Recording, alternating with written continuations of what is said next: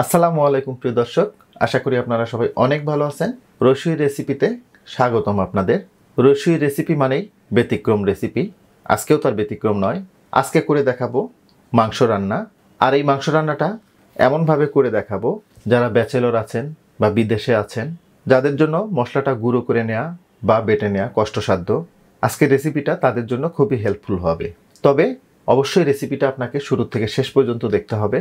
এই রেসিপি দেখার পরে পরবর্তীতে আর আপনাদের অ্যাটলিস্ট মাংস রান্নায় কোনো প্রকার কোশ্চেন বা প্রবলেমের মুখোমুখি হবেন না। তাহলে চলুন আমরা রেসিপিটা দেখে নিচ্ছি।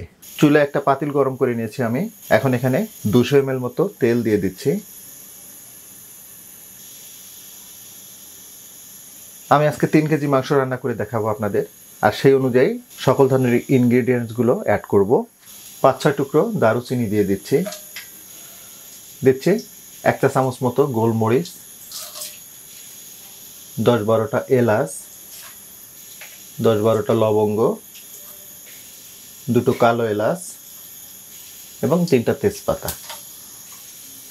মশলাগুলোকে হালকা করে একটু ভেজে নিব যাতে করে সুন্দর একটা গন্ধ বের হয়।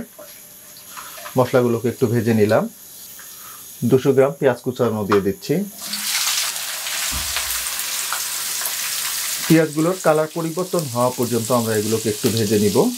পেঁয়াজগুলোর কালার পরিবর্তন হওয়া পর্যন্ত আমি এগুলোকে একটু ভেজে নিলাম। দেখুন, এখন এখানে 3 টেবিল চামচ আদা বাটা দিয়ে দিচ্ছি। 3 টেবিল চামচ রসুন বাটা।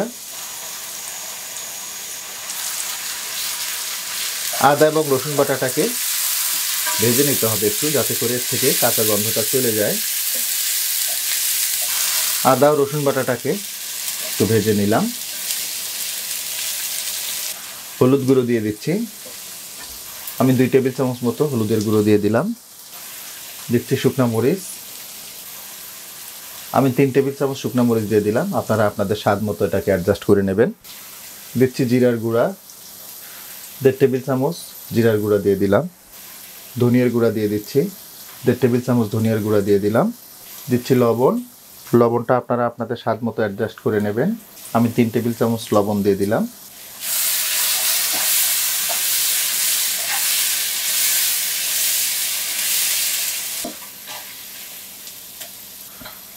এই পর্যায়ে অর্ধেকটা জয়ফল এবং অর্ধেকটা জয়ত্রী দিয়ে দিচ্ছি।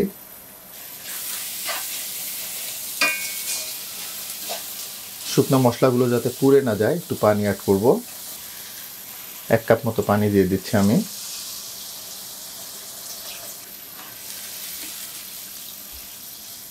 মশলাগুলোকে খুব ভালোভাবে কষিয়ে নিতে হবে। মশলাটা কখন বুঝবেন যে ভালোভাবে কষানো হয়ে গেছে? যখন দেখবেন মশলাটা থেকে খুব ভালোভাবে তেল ছেড়ে দিয়েছে, তখন বুঝবেন মশলাটা খুব ভালোভাবে কষানো হয়ে গেছে। ঢাকনাটা লাগিয়ে দিলাম। মিডিয়াম হিটে মশলাগুলোকে 4-5 মিনিট মতো আমি কষিয়ে নিব। মিডিয়াম হিটে মশলাগুলোকে প্রায় 5 মিনিট মতো আমি কষিয়ে নিলাম। দেখুন, যেমনটা বলতেছিলাম আপনাদের, মশলাটা ভালোভাবে কষানো হয়ে গেলে সুন্দরভাবে তেলটা ছেড়ে দেবে। তো আমি এখন মাংসগুলো অ্যাড করব। আমি রেসিপিটা বিফ দিয়ে করতেছি। আপনারা চাইলে এটা মাটন, ভেড়া কিংবা উটের মাংস দিয়েও করতে পারবেন। প্রসেসটা একই। মশলাটাকে খুব ভালোভাবে মিশিয়ে দিতে হবে। এই নিয়মে কোরবানির মাংস রান্না করতে পারবেন। যেহেতু কোরবানির মাংস আমরা বেশি পরিমাণে রান্না করি, এজন্য মশলাগুলো বেটে নেওয়া অনেক কষ্টসাধ্য।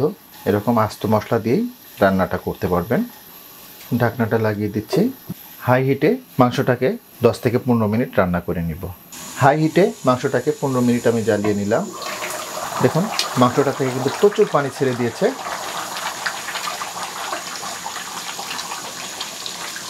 মাংস রান্নার এর পরের স্টেপটা খুবই গুরুত্বপূর্ণ। কেন গুরুত্বপূর্ণ? তার কারণ এই অংশটায় মাংসটার পারফেক্টভাবে কষিয়ে নেওয়ার সময় কখন বুঝবেন মাংসটা পারফেক্টভাবে কষানো হয়ে গেছে? যখন মাংসটা থেকে খুব ভালোভাবে তেল ছেড়ে দিয়েছে, তখন বুঝবেন মাংসটা কষানো হয়ে গেছে। তো আমি ঢাকনাটা লাগিয়ে দিচ্ছি।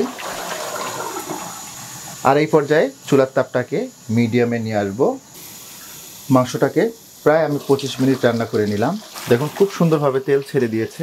তবে অফ ক্যামেরায় কিন্তু আমি 2 বার করে মাংসটা নেড়ে দিয়েছিলাম।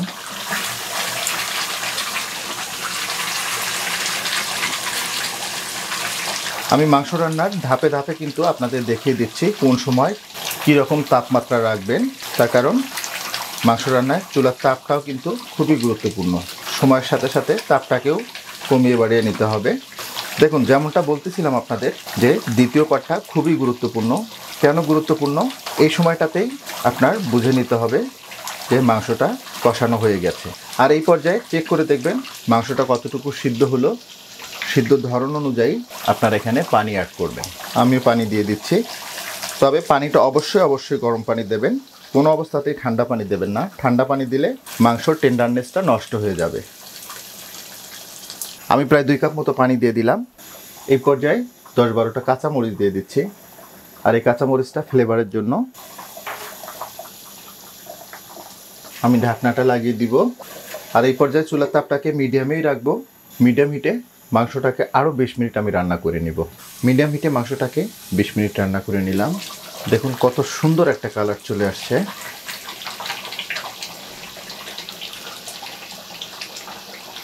দেখে বুঝতেছেন এটা কতটা টেস্টফুল হবে। তো রান্নার আমরা অলমোস্ট শেষ পর্যায়ে চলে এসেছি। ঢাকনাটা আবার লাগিয়ে দিচ্ছি। আর এই পর্যায়ে চুলার তাপটাকে একদম লো করে দিব। আর একদম লো হিটে মাংসটাকে জাস্ট 5 মিনিট মতো আমি দমে রাখবো। মাংসটাকে 5 মিনিট দমে দেওয়ার পরে আমি ফিরলাম। দেখুন মাংসটা থেকে খুব সুন্দরভাবে তেল ছেড়ে দিয়েছে। আর এটাই হচ্ছে মার্কার। যখন দেখবেন যে মাংসটা থেকে এভাবে সুন্দরভাবে তেল ছেড়ে দিয়েছে, তখন বুঝবেন আপনার রান্নাটা হয়ে গেছে। অনেক সময় আমরা তেলটা ছাড়ার আগেই মাংসটা নামিয়ে নিই, আসলে তখন মাংস রান্নাটা কিন্তু পারফেক্ট হয় না। দেখুন এর কালার, এর টেক্সচার দেখেই বুঝতেছেন এটা কতটা লোভনীয় হয়েছে, কতটা সুন্দর হয়েছে দেখেই বুঝতেছেন। বাটা বা গুঁড়ো মশলা ব্যবহার করিনি। এরপরেও কিন্তু খুব চমৎকার কালার চলে আসছে। আপনারা নিজেরাই দেখলেন কতটা সহজ উপকরণে এবং সহজ নিয়মে আমি এই মাংস রান্নাটা করে দেখালাম আপনাদের। নিশ্চয়ই খেয়াল করেছেন আমি কিন্তু প্রথমে মাংসটা 15 মিনিট রান্না করে নিয়েছি, দেন 25 মিনিট, দেন 20 মিনিট, টোটাল 1 ঘন্টা এবং 5 মিনিট আমরা দমে রেখেছিলাম। টোটাল রান্নাটা আমাদের লেগে গেল 1 ঘন্টা 5 মিনিট। আর এই 1 ঘন্টা 5 মিনিটে প্রতিটা ক্ষেত্রে কিন্তু আপনাদের সকল ধরনের টিপস এবং ট্রিক্সগুলো আপনাদের দিয়েছি।